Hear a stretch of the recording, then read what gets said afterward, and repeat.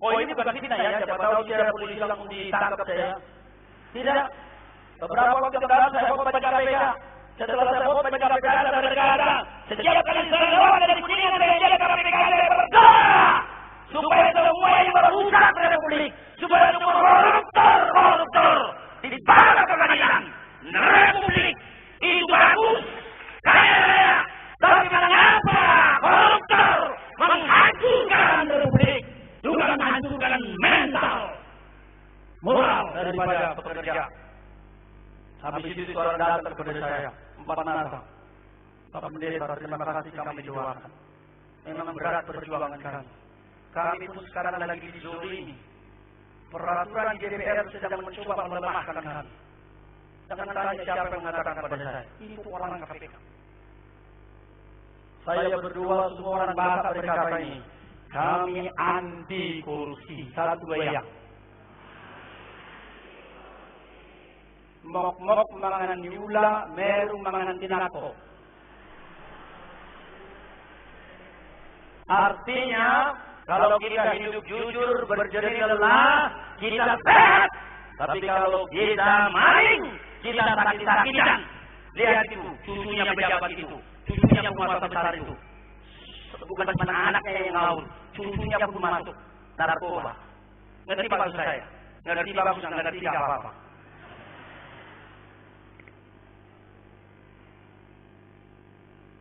Saya sebenarnya bilang sama teman, coba bikin 2 spanduk. Kami orang Batak mendukung gerakan pembersihan korupsi. Saya tidak tahu mengapa jadi dibuat itu. Satu lagi spanduknya apa? Kami orang Batak, kami umat cinta kepada Republik. Kami hidup membangun Republik ini. Coba bikin spanduk. Saya tidak tahu kenapa tidak ada itu. Tapi memang saya kan tidak diktator ya. Bikin bagus, tidak bikin ngomong masih.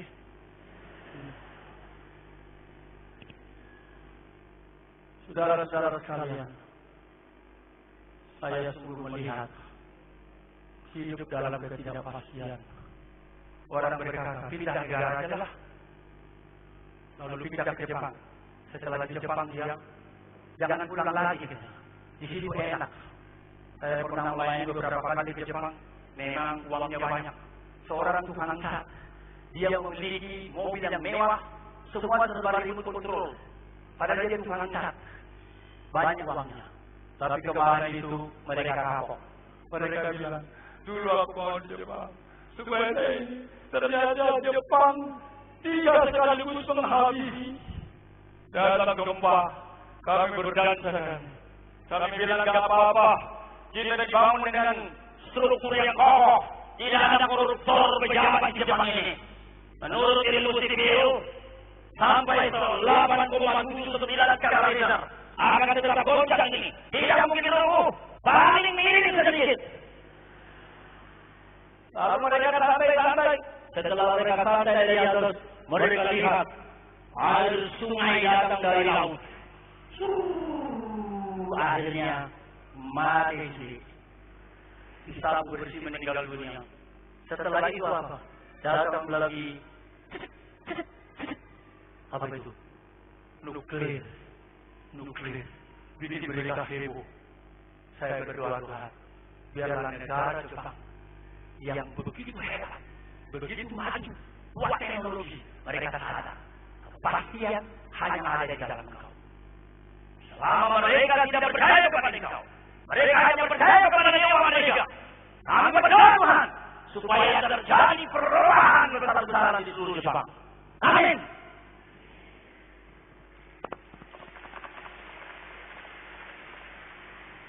Mari kita baca sekali lagi ayat 10 tadi, 1-2-nya. Pencuri datang hanya untuk mencuri, membunuh, dan membinasakan. Aku datang supaya mereka mempunyai hidup dan mempunyainya dalam segala kelimpahan. Apa yang Bapak Ibu lihat di sini? Ada 2 arus yang sangat jelas. Pertama, arus negatif. Kekuatan negatif. Tuhan Yesus adalah Allah yang Maha Tahu. Dia tahu jelas apa yang terjadi di dunia yang kita. Dia menyebut kata pencuri. Dan itu kali ketiga dia mengunjungi pencuri. Sebelumnya dia sudah menyinggung di ayat sebelumnya 2 kali.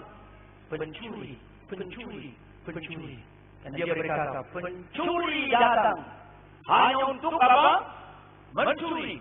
Kedua, membunuh. Ketiga, membinasakan. Apa artinya saudaraku sekalian? Sadar atau tidak sadar? Ada kuasa kegelapan sedang bekerja. Anakmu pergi ke sekolah baik-baik, tetapi mengapa terjadi jadi narkoba? Suamimu pergi kesehatannya baik-baik, masih saat tempat tidur, mengapa perlahan-lahan dia hilang? Pencuri tidak permisi dia, ambil langsung. Kita mau tidak mau hilang aja dia. Kita masih bersama istri, seperti senyum-senyum, dan kemudian tiba-tiba hilang. Apa yang terjadi? Kalau dicuri untuk kebaikan,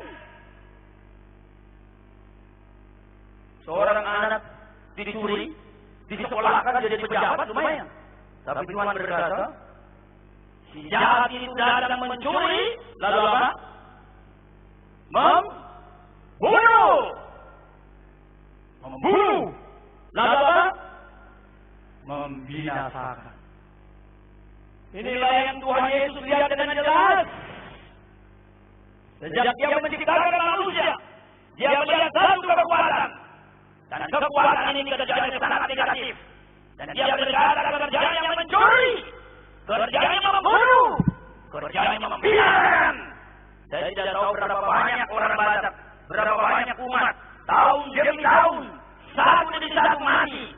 Dan akhirnya mereka pasti binasa. Karena apa? Jikalau selama hidupnya dia tidak suka kepada Alkitab, jikalau selama hidupnya setiap kali dengar khotbah dia ngantuk, jikalau selama hidupnya dia tidak kelihatan tanda-tanda kerohanian, Tuhan berkata pohon dikenal dari buahnya. Berarti kalau dia mati pasti masuk neraka dia. Saya sedih kalau orang Batak itu, yang saya tidak pernah melihat tanda-tanda kerohanian. Lalu kemudian setelah tua, lalu kemudian mati. Setelah mati dibikin pesta. Wah, godang saung madua. Godang saung madua. Maksudnya aku syukuran umur panjang. Sampai berkatnya juga kalau berdoa mesti begini-begini. Saya berkata kenapa sih tangannya begini? Dia berkata supaya berkat dari orang tua turun ke kita. Maksudnya bagaimana? Supaya dia memberkati kita. Saya berkata sudah dekat kau. Yang memberkati kau bukan orang mati. Yang memberkati kau Tuhan Yesus. Karena itu ganti jangan begini, begini aja. Tukul, begitu. Bersyukur pada Tuhan.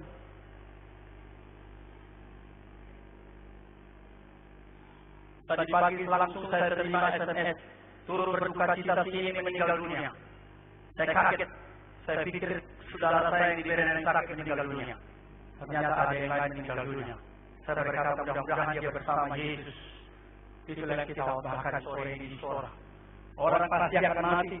Saya berkata pasca pertama, orang lahir miskin mati, lahir kaya juga mati, lahir pejabat juga mati, lahir direktur juga mati, lahir kondektur juga mati, pasti mati. Pertanyaannya seperti lagu kita. Tu diamu doma seho harusima harusima. Kemana kau? Kalau kau tidak bersama Yesus, Kristus memberi kematian, kau pasti neraka. Kalau ada orang tuamu sebelum dia meninggal dunia tidak ada tanda-tanda kerohanian, meraulah engkau. Jangan kau bergoncang, jangan. Tapi kalau dia sudah jadi anak Tuhan dia setiap kali bangun langsung baca Alkitab. Wah, saya bersyukur mama saya dulu. Mula-mula saya takut baca Alkitab. Tapi setelah sekian lama, akhirnya rupanya dia menikmati. Ketika dia menikmati itu, satu kali saya ketiduran. Lalu dibangunkan saya. Mangapul. Dungo, bangun. Saya berkata, berdua. Majaha. Baca kitab suci. Wow.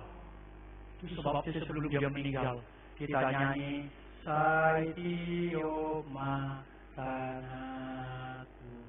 Saitu 83 tahun umurnya. Nanti Pak Bulldog nanti nyanyi ya, atau mirip-mirip lah. Atau you raise me up, gitu. Mertua saya, mungkin 93, 103 tahun meninggal, nanti kalau bisa kita kurang ya. Namar mulia. Habis itu stop. Asik kan? Asik. Tapi itu tidak bisa terjadi jikalau arus kedua tidak dialami. Arus pertama negatif, pencuri datang, mencuri, membunuh dan membinasakan. Perhatikan 10B, kita baca lagi. Sasia, aku datang supaya mereka mempunyai hidup dan mempunyainya dalam segala kelimpahan. Puji Tuhan, puji Tuhan. Ternyata arus negatif yang pasti akan dialami oleh manusia berdosa. Tuhan tidak benar. Yang berkata, Batasam, saya datang supaya kamu memperoleh hidup. Bukan hidup yang gagal, bukan hidup yang susah, bukan hidup yang frustrasi, bukan hidup yang berselingkuh, bukan hidup yang koruptor mempermalukan keluarga semuanya, tapi hidup yang berkelimpahan. Tuhan biarlah semua mengalami itu. Tepuk tangan dong. Maksud saya tepuk tangan alami, maksud saya gitu. Saya tidak perlu tepukin. Tidak perlu. Soal ini memang sudah buat saya. Saya pernah feeling mau mati. Saya berkata, Tuhan, kalau mati saya apa gunanya buatmu? Tuhan, saya masih banyak rindu membacakan Injil. Tambahin ada sedikit lagi umur ini. Jadi kalau saya lihat begini banyak, saya bersyukur. Berapa kali lagi saya sesuhanya kadang-kadang begitu. Kalau saya lihat mertua saya 83 tahun, kalau saya bisa 83 tahun, puji Tuhan. Tapi semua Tuhan yang tahu, saya bilang begitu. Tapi saya berkata kepada teman-teman setiap kali khotbah, saya tidak punya yang lain selain meninggikan Yesus, selain memberitakan nama Yesus, selain mengatakan, hei orang manusia, nikmati kasih Tuhan, nikmati hidup, nikmati kelimpahan. Untuk kelimpahan itulah Tuhan Yesus berkata ayat 11. Baca ayat 11. Mari kita baca ayat 11. Akulah gembala yang baik. Gembala yang baik memberikan nyawanya bagi domba-domba. Ketika saya membaca itu, saya terharu. Saya sadar Tuhan tahu ada satu kekuatan